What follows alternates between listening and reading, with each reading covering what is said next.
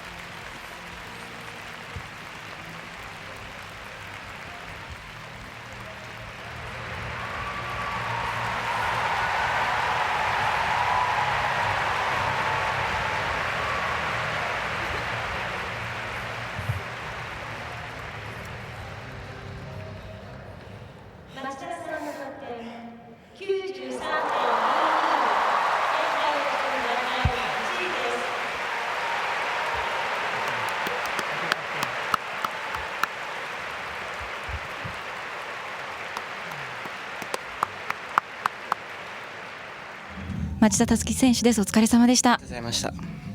思いがこもった素晴らしい演技でした。振り返っていかがですか？